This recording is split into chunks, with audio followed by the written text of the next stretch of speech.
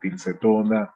Realmente el abanico de opciones comerciales es bastante grande. Veíamos ese caso de estudio y posteriormente pasábamos a conversar sobre el diseño de un extractor líquido-líquido cuando trabajamos con líquidos insolubles.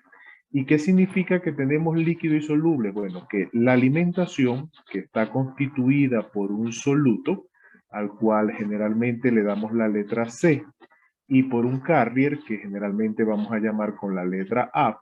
Esto lo hacemos para mantener la nomenclatura de los textos guías con que trabajamos en el curso. Entonces, el principio de que tenemos líquidos insolubles es que este carrier, que es el solvente en el cual originalmente se encuentra el soluto, es insoluble con el solvente extractor.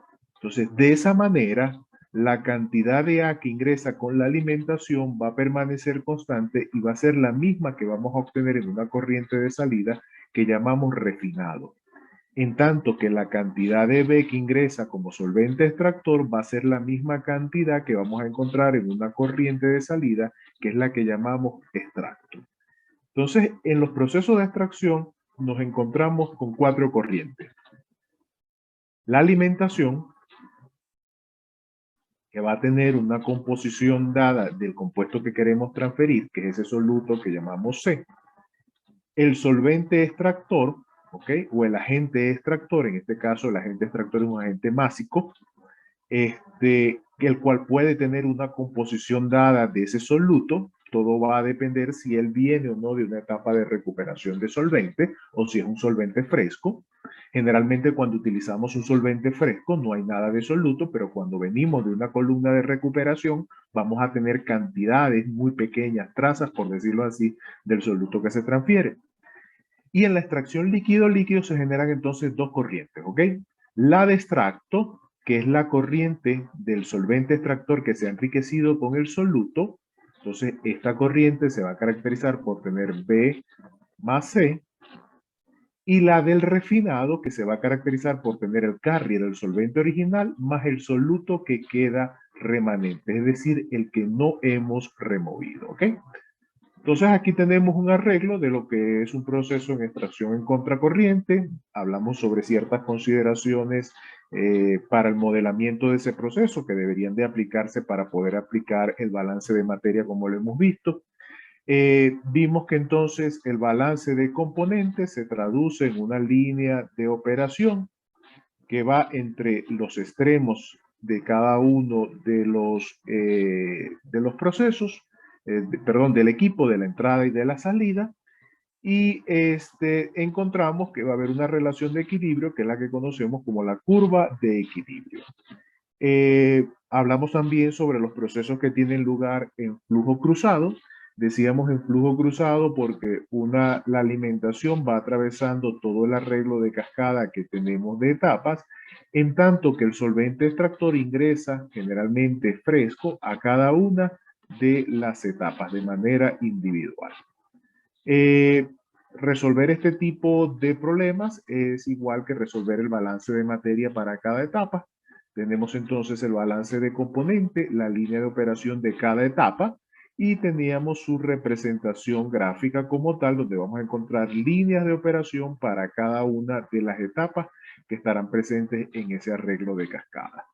¿Qué más decíamos? Bueno, decíamos, si las corrientes de salida se encuentran en equilibrio, son etapas ideales, entonces esas corrientes de salida van a encontrarse sobre la curva de equilibrio. Si las corrientes de salida no fuesen ideales, sino que fuesen etapas reales, lo que vamos a encontrar es que ellas no llegan a la curva de equilibrio. Pero para eso necesitamos conocer una eficiencia de etapa. Conociendo la eficiencia de etapa, podemos entonces determinar la condición real del proceso. ¿Qué más decíamos? Bueno, si la línea de equilibrio se caracteriza por tener una pendiente, es decir, es lineal, esa curva de equilibrio, podemos utilizar la ecuación de Krenzer ahora en términos de un factor de extracción, donde B y A son las cantidades de solvente, extractor y de carrier respectivamente. ¿Ok? Hicimos un ejercicio y esa fue nuestra clase del día martes. ¿Hay alguna pregunta, inquietud hasta este punto?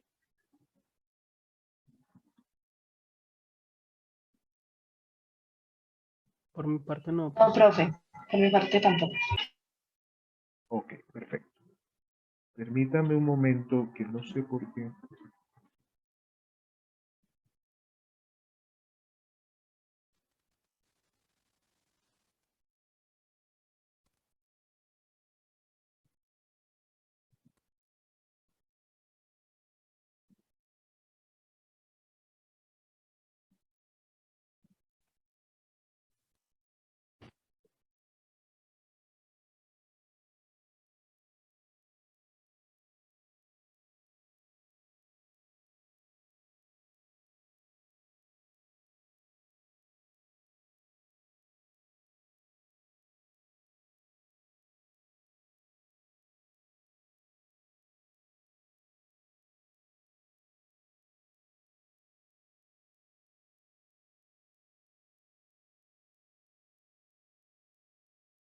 Gracias. Ok, ya la retomamos. Bueno, entonces, les decía, hablemos ahora de lo que implica un sistema parcialmente miscible. ¿Ok? Tal vez esta es la aproximación que ustedes han tenido en sus cursos previos, termoquímica, seguramente cuando vieron diagramas de equilibrio líquido-líquido o en algún curso de química que hayan tenido que hayan visto previamente, donde pudieron haber visto algún proceso de extracción líquido-líquido a nivel de laboratorio. Entonces, ¿qué significa un sistema parcialmente soluble? ¿Ok? A diferencia de lo que habíamos conversado el día martes, ahora hablamos de solubilidad parcial. Antes hablábamos de totalmente insolubles. ¿Ok? ¿Qué significa solubilidad parcial? Por ejemplo, aquí tenemos un diagrama de equilibrio ternario, ¿ok? Donde tenemos tres compuestos. Tenemos un compuesto C,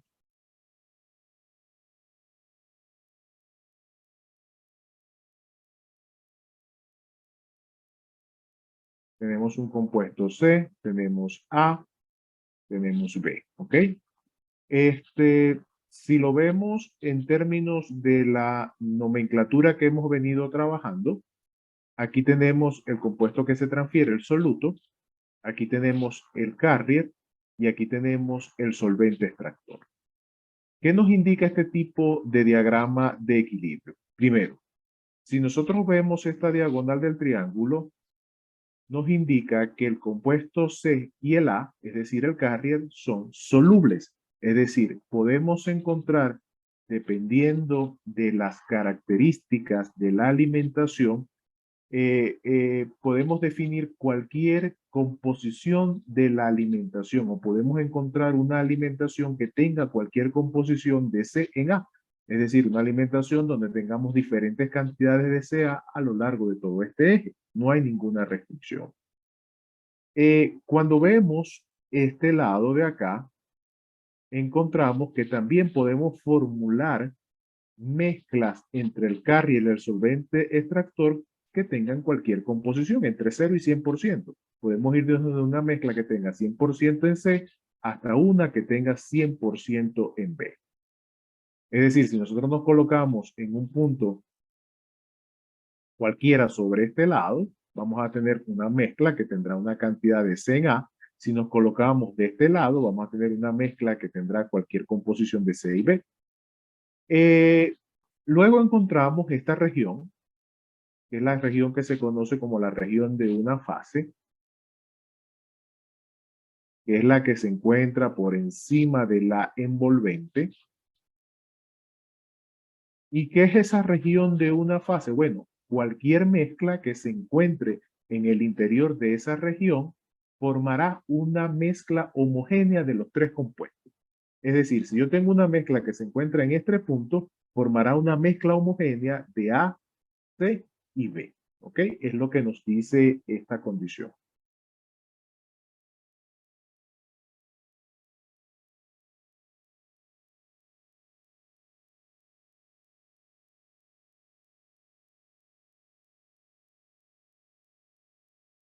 ¿Están viendo mi pantalla todavía? Sí, profe, aquí la estamos viendo.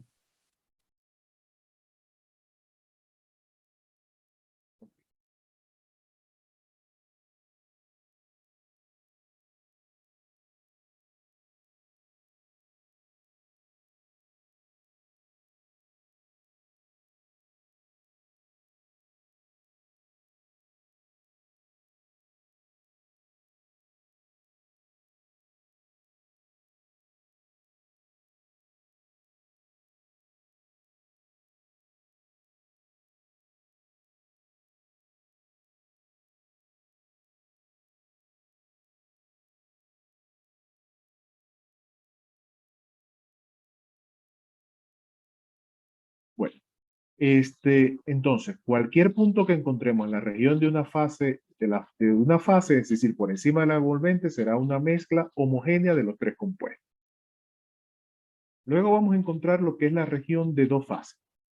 ¿Quién es la región de dos fases? Todo lo que se encuentra por debajo de la envolvente. Es decir, toda esta región que se encuentra por debajo es lo que llamamos la región de dos fases.